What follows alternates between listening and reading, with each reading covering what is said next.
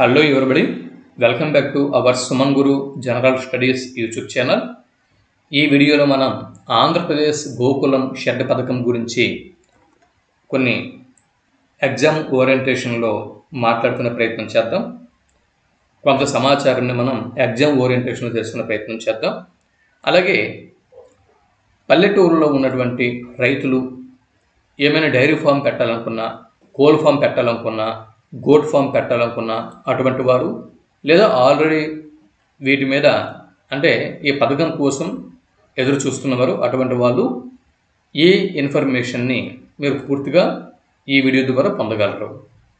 ఇకపోతే గోకులం పథకం పరిచయం మరియు ప్రయోజనాల గురించి పరిశీలన చేస్తే చూడండి, పశువుల పెంపకందారులకు ఆర్థికంగా మద్దతు చేకూర్చేందుకు, పశువుల ఆరోగ్యం, ఉత్పత్తి సామర్థ్యం పెంపొందించడానికి సహకారం అందించేందుకు ఆంధ్రప్రదేశ్ రాష్ట్ర ప్రభుత్వం చేపడుతున్నటువంటి పథకం గోకులం పథకం. దీన్నే మినీ గోకులం 2.0 పథకం అని కూడా అంటున్నారు.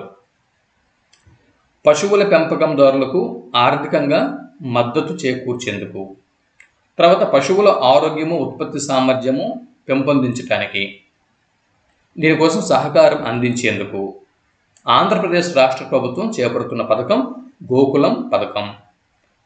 అయితే ప్రభుత్వం పశువుల పెంపకందారులకు పశువుల షెడ్ల నిర్మాణానికి 90% రాయితీని ప్రకటించింది.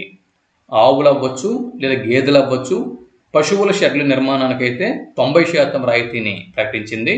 అలా కాకుండా గొర్రెలు, మేకలు, కోళ్ళు వీటికి సంబంధించినటువంటి షెడ్లు నిర్మించుకుంటే కనుక వీటికి 70% రాయితీని ప్రకటించింది. ఈ పథకం కింద ఒక్కొక్క యూనిట్కు గరిష్టంగా 60,900 రూపాయల నుంచి 2,07,000 రూపాయల వరకు ఇక్కడ లభించనుంది. ఎవరైతే పెంపకందారులు అప్లై చేస్తారో గోకులం పథకానికి వారికి ఈ విధంగా లబ్ధి చేకూరనుంది. గరిష్టంగా 60,900 రూపాయల నుంచి 2,07,000 రూపాయల వరకు. ఇక్కడ జాతీయ గ్రామీణ ఉపాధి హామీ పథకం, దీన్నే NREGS అని చెప్పి అంటున్నాం కదా. ఈ పథకం ద్వారా గోకులం పేరుతో ఈ పథకంని అమలు చేయడం జరుగుతుంది. కాబట్టి ఇక్కడ ఈ పథకం అందుకోవాలి అంటే రైతులు తప్పనిసరిగా NREGS జాబ్ కార్డుని కలిగి ఉండాలి.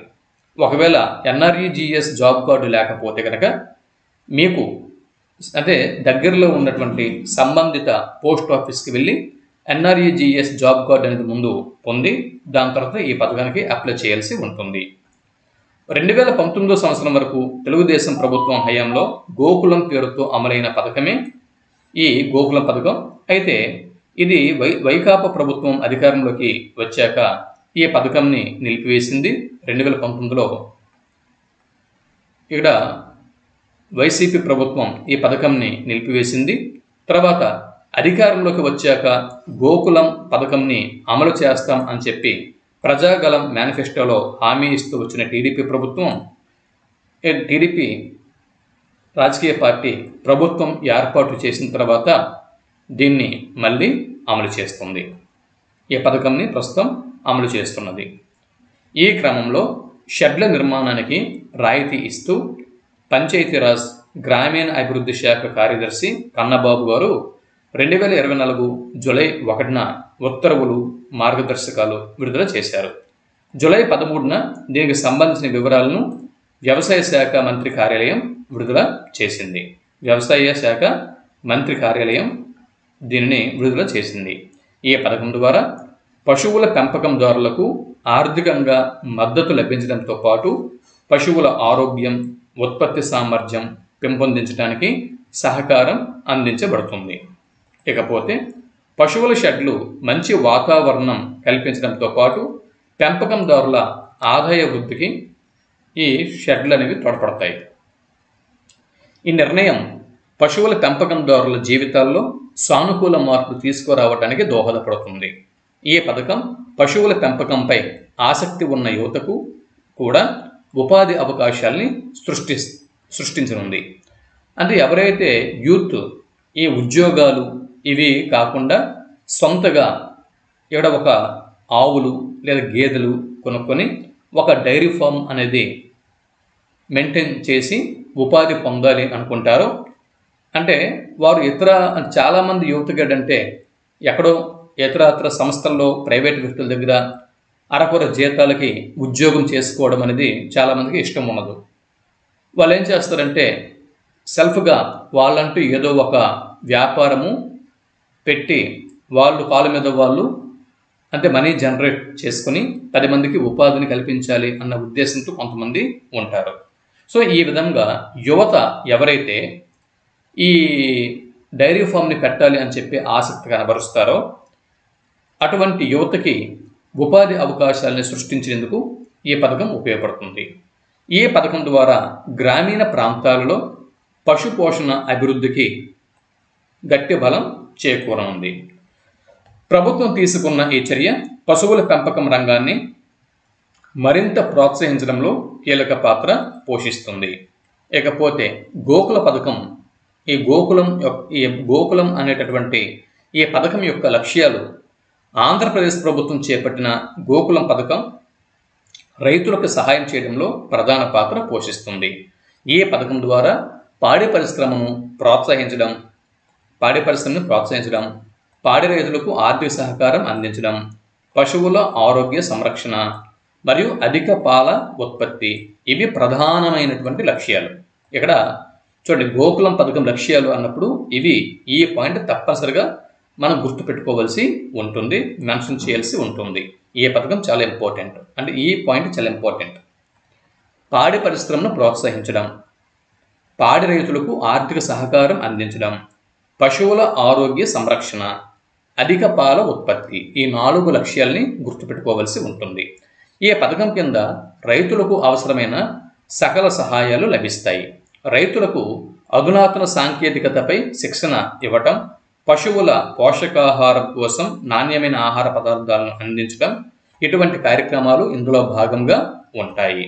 ఇకపోతే పశువుల ఆరోగ్యం కోసం పశు వైద్య సేవలను సమీపంలోనే అందుబాటులో ఉంచడం వల్ల రైతులు తమ పశువుల్ని ఆరోగ్యవంతంగా ఉంచుకునే విధానాల్ని అమలుపరుస్తారు.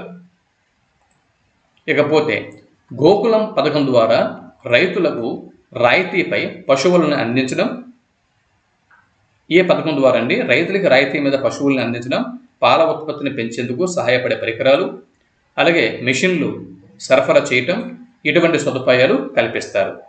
పాడి పరిశ్రమలో అధునాతన పద్ధతులు ప్రవేశపెట్టి అధిక క్వాలిటీ పాల ఉత్పత్తి సాధించడమే ఈ పథకం యొక్క ప్రధాన లక్ష్యం. ఈ పథకం వల్ల ఆర్థిక బలోపేతం చేకూరి రైతుల జీవన ప్రమాణాలు మెరుగుపడతాయి. గ్రామీణ ప్రాంతాల అభివృద్ధికి ఈ పథకం దోహదపడుతుంది. ఇకపోతే గోకులం పథకం ప్రధాన లక్ష్యాలు కనుక ఇక్కడ చూస్తే మేజర్ టార్గెట్స్ అనేవి పరిశీలన చేస్తే పాడి పరిశ్రమ అభివృద్ధి, పాడి పరిశ్రమను మెరుగుపరచడం ద్వారా గ్రామీణ ప్రాంతాల అభివృద్ధికి సహాయపడటం, అలాగే రైతులకి ఆర్థిక సహాయం అందించడం, పాడి రైతులకు నాణ్యమైన పశువులు మరియు పశువుల మేత అందించడం, అలాగే పశువుల ఆరోగ్యం కోసం మెరుగైనటువంటి వైద్య సేవలు అందించడం, పాల ఉత్పత్తి, అధిక పాల ఉత్పత్తి ద్వారా రైతుల ఆదాయాన్ని పెంచడం. ఇవి గోకులం పథకం యొక్క ప్రధాన లక్ష్యాలు. ఇక గోకులం పథకం సదుపాయాలు, ఫెసిలిటీస్ని కనుక మనం పరిశీలన చేస్తే ఇక్కడ ఫెసిలిటీస్ చూడండి. రుణాలు, పాడి రైతులకు తక్కువ వడ్డీతో రుణాలు అందించడం, సబ్సిడీలు, పశువుల కొనుగోలు మరియు మేత మరియు వైద్య సేవల కోసం సబ్సిడీలు ఇవ్వడం, మరియు ప్రశిక్షణ అంటే పాడి పరిశ్రమల నైపుణ్యాన్ని అభివృద్ధి చేయడానికి రైతులకు ప్రత్యేక శిక్షణ కార్యక్రమాలు అందించడం, పదార్థాలు అంటే పాడి రైతులకు అవసరమైన పదార్థాలని తక్కువ ధరకు అందించడం, పరిశోధన, పాడి పరిశ్రమకు సంబంధించిన పరిశోధనలు చేయటం మరియు ఆ పరిశోధనల నుంచి వచ్చినటువంటి అధ్యయనాల ఫలితాలను రైతులకి అందించడం, పారిశ్రామిక సహకారం పాడి పరిశ్రమలో పారిశ్రామిక సంస్థలతో రైతులకు సహకారం కల్పించడం, ఈ సదుపాయాలు అనేవి ఈ పథకం క్రింద కల్పించనున్నారు. తర్వాత గోకులం పథకంకి అర్హతలు అంటే ఈ పథకానికి పాడి రైతులు మరియు పాడి పరిశ్రమలో ఉన్న వాళ్ళందరూ కూడా అర్హులు. అయితే తప్పనిసరిగా ఈ ఉపాధి హామీ పథకం జాబ్ కార్డుని కలిగి ఉండాలి. సబ్సిడీ లేదా రుణాల కోసం నిర్దిష్ట ప్రమాణాలు ఇక్కడ పాటించవలసి ఉంటుంది. అయితే ఈ పథకంలో భాగస్వామ్యం కావటానికి సంబంధిత జిల్లా పశుసంవర్ధక కార్యాలయంలో దరఖాస్తు అనేది చేసుకోవచ్చు, లేదా ఆన్లైన్లో కూడా దరఖాస్తు చేసుకోవచ్చు. ఈ పథకానికి సంబంధించిన పూర్తి సమాచారం మీకు కావాలి అనుకుంటే స్థానిక పశుసంవర్ధక కార్యాలయాన్ని సందర్శించి ఈ సమాచారాన్ని పొందొచ్చు.